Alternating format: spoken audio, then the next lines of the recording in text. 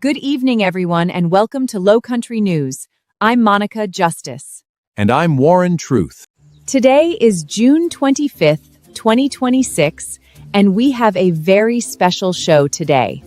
I completely agree, Monica. And today is a very special day. I have always wanted to visit the motherland, and I'm thrilled beyond imagination. Let's see how Edo is doing. I am having an amazing time in Africa. I just got done riding this dirt bike, and I am going back riding before the weather segment comes. See you guys soon. All right, looks like Edo is having fun. Let's move ahead to our first segment. Up next, local news.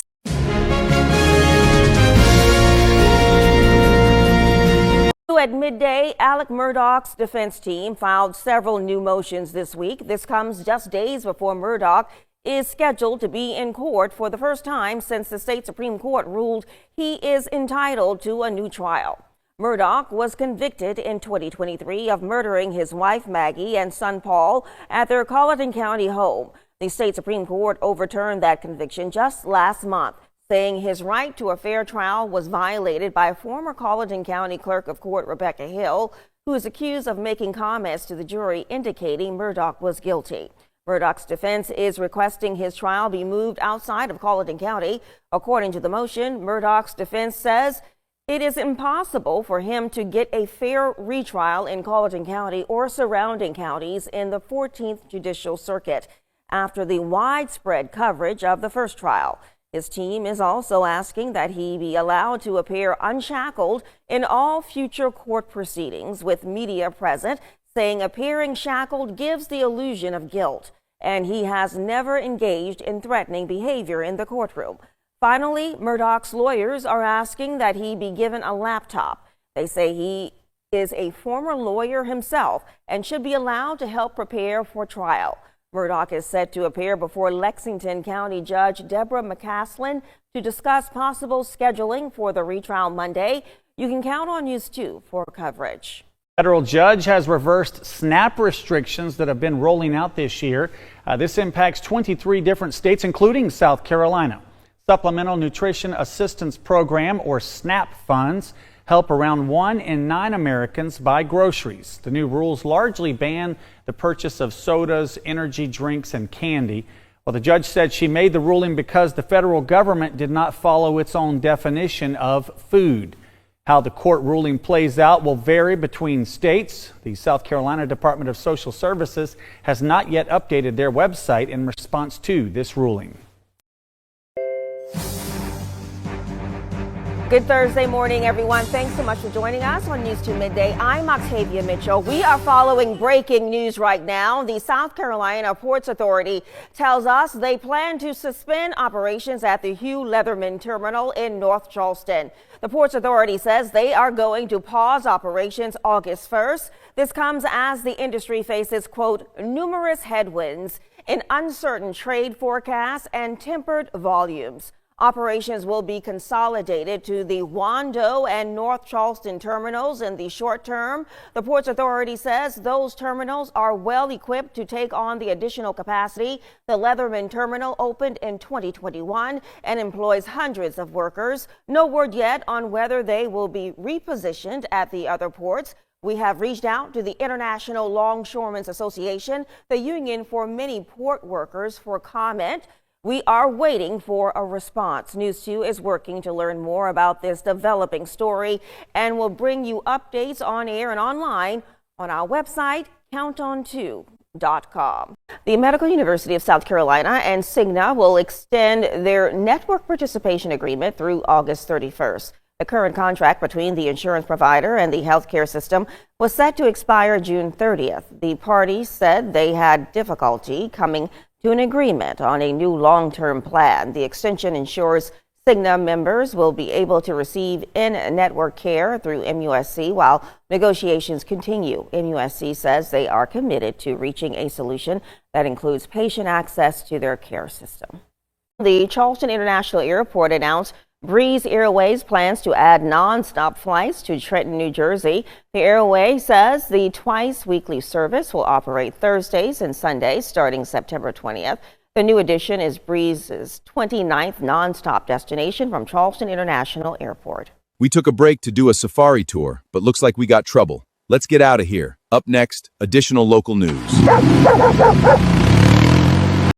The city of Charleston is starting the process of rewriting its tourism management plan. It was last updated in 2015. Thank you for joining us. I'm Tessa Spencer. And first at 11, Mayor Cogswell spoke with the city's Tourism Commission tonight about the goals it will be centered around. News 4's Jesse Klinger is live in downtown Charleston with what the mayor says about his outlook for tourism and its impact on residents. Jesse. Tessa, it's been 11 years since the city revised its tourism management plan. Bloomberg Associates recently did an assessment of the tourism industry in Charleston and its impact on residents. And it compiled a list of recommendations for the city, and it's serving as a jumping off point for this initiative. Just balancing the livability of the city that we all know and love and making sure that we remain a welcoming place for those that are coming to visit. Charleston Mayor William Cogswell has established 5 pillars for the new tourism management plan. Residents first, city-driven and owned data, spreading the love beyond the peninsula, more enforcement and management tools, and new revenue opportunities. This plan is going to address residents first. That's the most important thing. According to Explore Charleston, tourism generated more than $14 billion in economic impact in 2025, a new record high. Bloomberg Associates say left unchecked, tourism's growth threatens the characteristics that make the peninsula unique. So businesses want tourism because tourism is going to help generate economy, generate jobs, generate sales, generate everything. But at the same time, we want it to be a good balance. I mean, we've had a lot of growth in the number of visitors. We've seen some really positive trends. We've seen some trends that are concerning. And so we want to make sure that we're on top of it and we are putting residents first. Consultant recommendations include ideas to promote the city's cultural heritage, how to elevate the arts, ideas for parking reforms, and suggestions to increase tourist-focused taxes. Mayor Cogswell says the city doesn't intend on following every recommendation. You know, it used to be the number one reason why people came here was for history. Now it's food. So, I mean, the type of visitor that is coming to Charleston has evolved. These are just ideas that really help us kick off the tourism management plan that will be very much informed by residents and business owners alike. The strategy is connected with the Peninsula Plan, which is focused on improving residents' daily life. The city is now turning to public input. We want to know from them, like, how does tourism affect your daily life? Does it? Does it not? What tourism-related issues concern our residents? Tourism management is currently working on a survey for residents. Mayor Cogswell hopes new tourism management plan completed by the end of the year. Working for you live in downtown Charleston, Jesse Klinger, News 4. Kobe mentioned that there is a lot happening this weekend and certainly a very busy one ahead for Sullivan's Island and its businesses and beaches, anticipating huge crowds for an eventful weekend with thousands expected on the island. Local businesses are preparing for those numbers. News 2's Hannah Baker joins us live from Sullivan's Island. And Hannah, you had a chance to speak with local businesses earlier today about that, and we're taking a look at what this economic boost could mean. Carolyn, the big day is Saturday with Carolina Day celebrations, the fish fry, and near triple-digit temperatures expected. But I've been out here all day, and it's already getting busy. Local businesses I spoke with say they're already staffing and stocking up. People expected on Sullivan's Island this weekend, according to the National Park Service, meaning a huge economic boost for local businesses. Weekends like this kind of make or break the business, really. We have 9 really big weekends in the summer that are huge for us. Specifically, this couple weeks is like our Super Bowl every summer. Beach crowds already showing up in full force this summer, but they're expected to grow even larger this weekend as Fort Moultrie holds special commemorations for Carolina Day. And the fire department hosts their annual fish fry Saturday night. I definitely think with the events they're having out here and all that, I think it will bring more people out to the beach than would normally come this weekend. Preparations among businesses began this week. They're ordering extra supplies and staffing up. In preparation for this week, need to have a bunch of new, fresh things. It's big for us. Spring and summer is everything.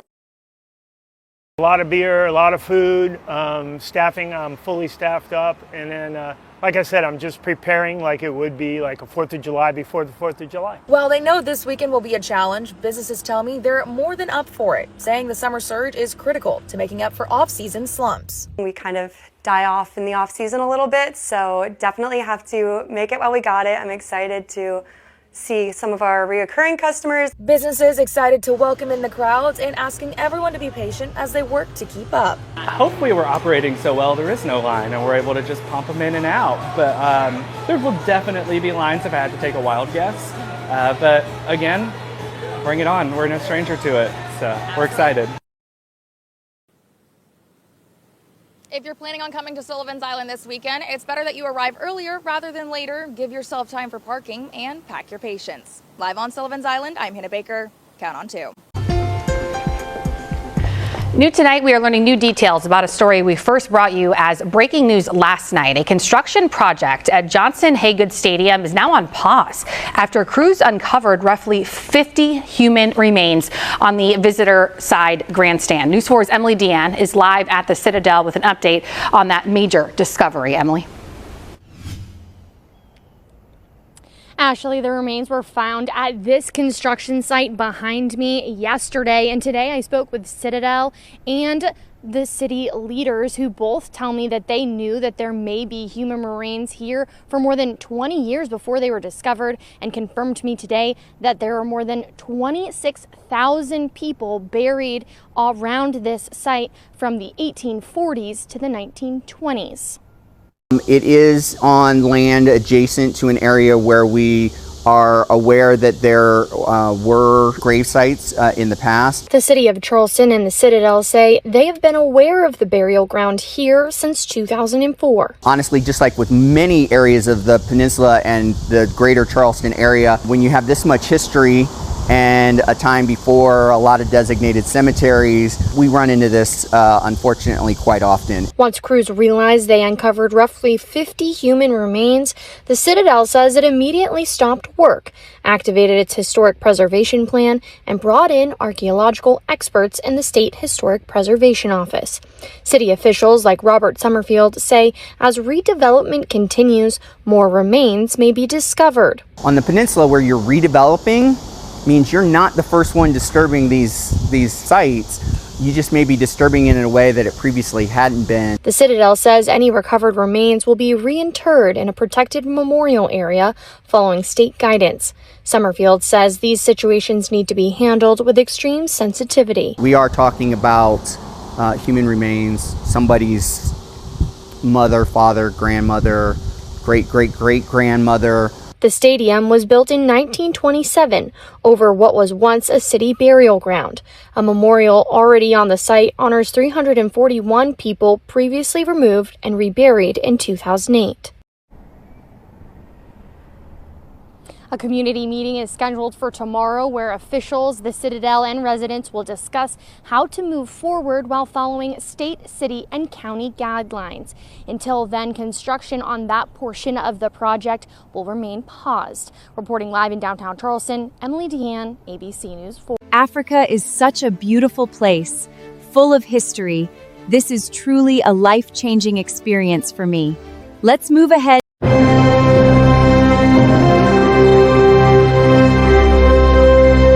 Tonight, the breaking news here, 2 earthquakes hitting back-to-back, just 39 seconds apart.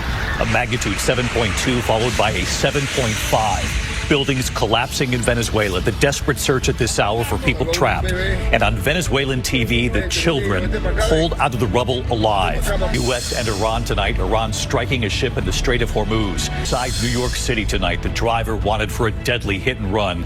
The surveillance showing 2 women struck and killed while crossing the street after watching the World Cup. Good evening. We begin tonight with the horrific images now coming in after devastating back-to-back earthquakes in Venezuela. The magnitude 7.2 and magnitude 7.5 quakes just 39 seconds apart and they have been deadly. Dramatic video tonight showing the moment the earthquake struck, buildings collapsing into clouds of dust and debris. Tonight, the death toll climbing. The quakes bringing down the ceiling at an airport just north of Caracas. Travelers running for their lives with the terminal coming down around them. Search and rescue teams working around the clock, digging for survivors. Thousands of people still missing at this hour. Tonight, dozens of aftershocks now reported, and you will see the moment on Venezuelan TV showing children being pulled from the rubble alive. ABC's Victor Oquendo leading us off tonight. This is the terrifying moment two massive back-to-back earthquakes struck Venezuela. The strongest to hit the country in a century. A 7.2 magnitude, followed 39 seconds later by an even stronger 7.5. Buildings collapsing as panicked residents race for cover. Officials say at least 250 buildings have been damaged. This survivor saying it was like a horror movie. You can hear the fear from passengers on this plane on the tarmac in Caracas. Sections of the airport crumbling into a cloud of dust as travelers scramble to escape. Tonight, there is a desperate race to find survivors underneath mountains of concrete and twisted metal. Rescuers pulling this woman from the debris. She says she held on to her door frame during the quake and watched her friend disappear. Venezuelan TV showing 3 children covered in dust pulled out alive from the rubble. At least 188 people have died and hundreds more are believed to be trapped. Earthquake experts warn the death toll could top 10,000. As families frantically search by flashlight for their loved ones. At least 25,000 are still unaccounted for. American tourist Jason Wang made it out alive. He was about to get into a cable car when the quake struck. It started to shake, and then I felt the ground shaking a little bit, and then just mass panic. Like everyone was just bolting the door. Tonight, so many in need. Patients evacuated from a damaged hospital lined up on the street. There's absolutely going to be big aftershocks. You never get an earthquake this big without many aftershocks. With its battered infrastructure, Venezuela was already facing a national crisis, making this emergency response even tougher for acting President Delcy Rodriguez. It comes just months after the U.S. raid removed President Nicolas Maduro. The U.S. military and State Department now sending support. And international search teams are now on the way, including this team from LA County Fire Department. In Miami, volunteers with the Global Empowerment Mission are packing up relief supplies. Venezuela was already in pretty bad shape before the earthquakes. Yes. So what does this do to it now? I'm trying to help whatever with medicines, with canned food, whatever that they needed. David, we're inside this Venezuelan restaurant called El Arepaso in Doral. They are accepting donations 24/7. You see them stacked up high here behind me. Also tonight, the U.S. State Department saying it would provide $150 million to aid groups in Venezuela. David? Well, they're really going to need it. Just extraordinary pictures tonight. Victor Oquendo leading us off on the earthquakes in Venezuela. Meantime, back here at home, we move on now to the U.S. and Iran tonight. Iran striking a ship in the Strait of Hormuz. It comes just hours after President Trump said the deal with Iran was going well. Here's John Carl. Less than 24 hours after President Trump declared that the deal with Iran was going well, Iran is being very nice. They're agreeing to everything that I want. Today, U.S. officials tell ABC News Iran attacked a cargo ship attempting to cross the Strait of Hormuz. Iran has imposed new conditions forbidding ships from traveling outside of its approved shipping lanes. Maritime security expert Martin Kelly posted audio of a warning he says the Iranian military is issuing to ships attempting to cross the strait. If any vessel attempts to transit in the strait without our permission, it's responsible for any consequences of any danger. Just this morning, Secretary of State Marco Rubio said that if Iran interferes with shipping traffic, it would be a clear violation of the deal that President Trump signed last week. If ships are moving as they should be moving, then that's what we're going to judge and that's what we're going to react to. If, on the other hand, this rhetoric is backed up by actual ships being threatened and ships are not moving, that's a violation of the agreement and we're going to have a problem with it. traffic through the strait had been increasing, reaching nearly the level it was before the war. But this attack, coupled with new warnings from the Iranians, is expected to reverse that progress. David? John Carl live at the White House for us. Thank you, John. Tonight, the suspect in a deadly hit-and-run accident caught on camera in Newark, New Jersey, has now turned himself in. Video showing two women crossing the street after a World Cup watch party Saturday night when a car slams into them, sending them into the air. Neither survived this. 3 days later, David Zapata Vera coming forward. He's now facing charges tonight, including 2 counts of vehicular homicide. It's moving day for Heather Alambario. This is where we slept for the last time last night. But it's not a moment to celebrate. Selling the family home was Heather's last resort to pay for legal bills, hoping to bring home her husband, Rafael, detained after appearing for his green card appointment 6 months ago. It was hard last night going to sleep, just thinking that when Rafael came home, it wouldn't be to the home he knew. While Heather unpacks into a rental house, Rafael is sleeping in a cell 7 hours away, moved from North Texas to Mississippi to await an immigration hearing that may never come. If this is a sacrifice that can get us closer to Rafael coming home and to be able to continue to fight and to make it without him for now, then I'm willing to do that. Rafael Alambario came to Texas in 2023, seeking asylum after protesting the Maduro regime in Venezuela. At the time, DHS found he was in credible fear for his life and had no criminal record.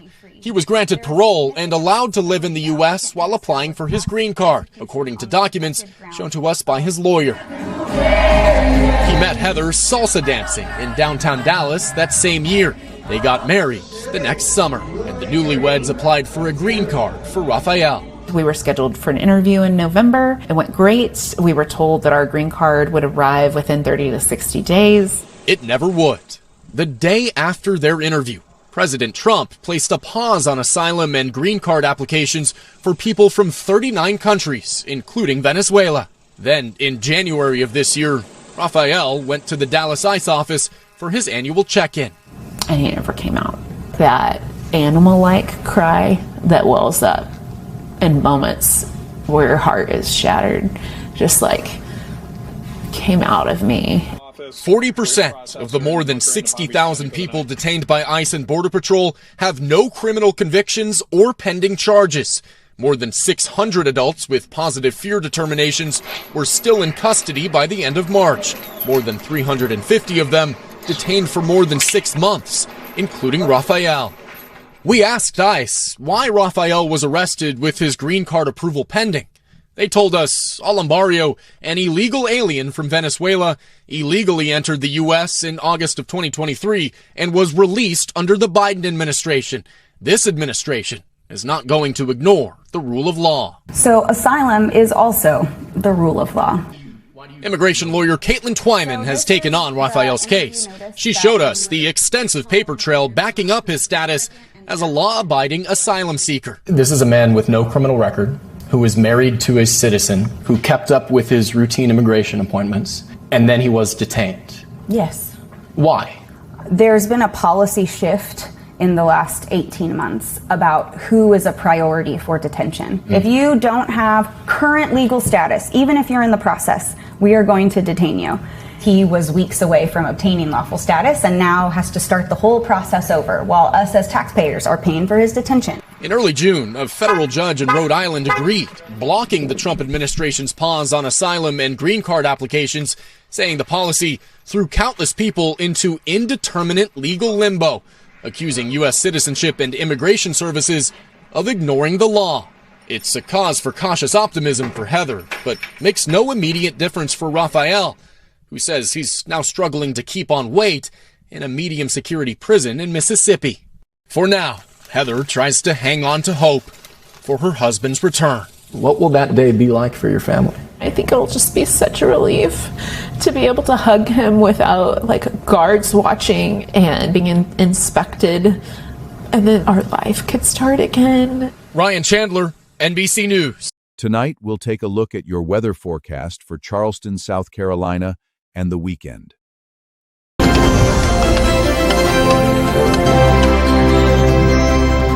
First First alert weather days are now in effect for Saturday and Sunday as we mark the return of dangerous heat and humidity. Now for Friday afternoon, we're still going to be very warm. Our level of danger really starts to increase for Saturday and Sunday. You will notice for both of those days, we're talking about daytime air temperatures in the mid to upper 90s, but we're going to raise our level of humidity as well. And that's why we're giving you the first alert that feels like temperatures over 108 degrees. Now early Friday morning, our level of danger is still relatively low. We'll start off the morning with temperatures in the mid to upper 70s for most. By lunchtime, we're feeling close to 100 degrees, and later in the afternoon, we'll tend to stay in the range between 100 and 105. Make sure to keep the Live 5 First Alert weather app handy for any updates that we may have.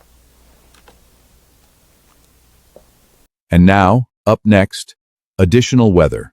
Tonight, the severe storms we're watching right now. In fact, there are new tornado watches up across multiple states at this hour. Flood watches across the Midwest, heavy rain, damaging winds, large hail from Texas all the way up to the Northeast. Then the extreme heat moving into the Midwest and then the East. It's expected to last for days. Senior meteorologist Lee Goldberg with the images tonight and the full forecast. Tonight, new video showing ferocious winds tearing through the Chicago area, causing major damage. It got real strong, it got real scary, and it looked like you're in a tornado, and then we ran in the basement. 60-mile-per-hour gusts in the last 24 hours, snapping massive trees, sending them crashing down onto homes and cars and knocking out power. Right when the wind gust came, we saw a branch fall down, and then shortly after that, the entire tree kind of came with it. At Kansas City Stadium this afternoon, the site of a World Cup match tonight, an urgent warning to seek shelter as storms move through. Hail covering the ground like snow in Green Bay, Wisconsin Wednesday. This is insane, man. Heavy rain turning streets into rivers. In Tulsa, Oklahoma, firefighters using a ladder and ropes to rescue a man trapped in a flood-controlled ditch surrounded by raging rapids. In the West, an RV on fire, exploding, sparking a wildfire in bone-dry conditions in Maricopa County, Arizona. While in Utah, the Cottonwood fire now scorching more than 110 square miles, burning out of control with extreme fire conditions in the hours ahead. This is likely the most destructive and costly fire in terms of property damage that the state has ever seen. And in Europe, the death toll rising from that heat wave. Iconic tourist landmarks like the Louvre and Eiffel Tower forced to close early. The weather extremes tonight here in the U.S. and across Europe. Lee Goldberg back with us tonight with the full forecast for us. Hi, Lee. David, we're looking at severe weather from the heartland all the way to the Ohio Valley. Tornado warnings eastern Ohio and in eastern Oklahoma. Tornado watches go from Oklahoma and Kansas, and severe thunderstorms Wyoming to the Texas Panhandle. We're also concerned about flash flooding from the Ohio Valley, and that rain goes into the Northeast both Friday morning and Saturday morning. In the West, the rare extremely critical fire danger, Utah, Nevada, Arizona into Friday. That lasts into the weekend. The heat, it goes into the Midwest this weekend, into the East, into next week, feeling like 100 or higher. David? Summer is here. Lee Goldberg back with us tonight. Lee, we appreciate it. It's going to be difficult, but I think the USA can pull it off. Up next, sports. Low Country Sports News Alert. It started with a tweet. Good evening, I'm Scott Eisberg. It came across my timeline yesterday from Andy Walsh, an Englishman sliding the Charleston Battery into a World Cup whirlwind. I reached out to him, and so glad I did. From the outside looking in, he's just like any other supporter at Patriots Point on a Wednesday night. But Andy Walsh isn't. I'll let the Salford, England native expound. I'm a bit of a football geek. One way of putting it, pretty spot on and pretty darn cool. I've been planning it for a couple of years and saving up for a couple of years and doing a lot of overtime.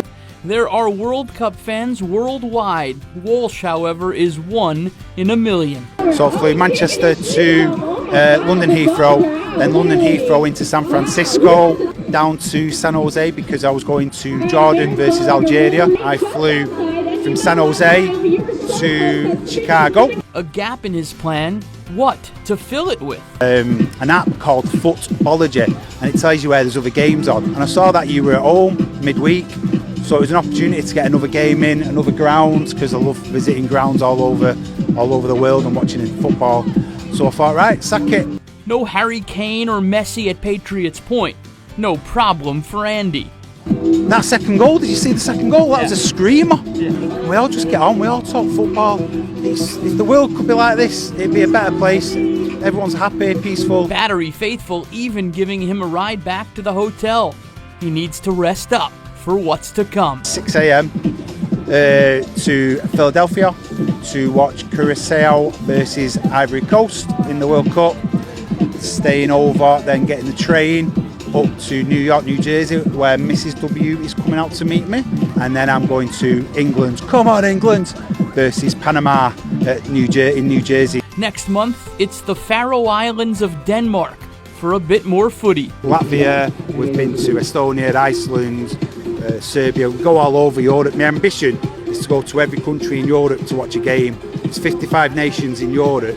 I'm currently on 39. But you know what? My motto in life is one life, live it. In his blueprint of perfection, Charleston, now a set piece. Have Anthony Edwards and LaMelo Ball, the number 1 and number 3 pick in the 2020 NBA draft, but they sent Naz Reid a unprotected first-round pick, 3 first-round pick swaps, and 3 second-round picks. The Hornets didn't go into this offseason saying, hey, we're going to trade LaMelo Ball. He's at the peak of his value, though, and he had a great end to the season. And the sides actually ended up having a good finish as far as their relationship. But when teams like Minnesota, Toronto start making offers and bidding, you have to listen. The Hornets have always been in the mindset to listen to offers for LaMelo Ball, and you think about it from the Minnesota perspective. This is a massive swing. Tim Connolly, the president, is not a stranger for taking risks, and the Rudy Gobert deal several years ago was a risk. That team ends up going to the conference finals with Rudy Gobert. He's impacted winning at a high level. There's obviously not the winning history for LaMelo Ball, but now you try to infuse yourself with as much talent as you can. They needed a point guard in the worst way in Minnesota, and they knew it. They were going out to try to address this need for a star player. And I think now when you spin it forward, my understanding is LaMelo Ball is very excited to go play with Anthony Edwards to try to win championships. He knows the task at hand here. The mandate when you have Anthony Edwards is to try to win every single year.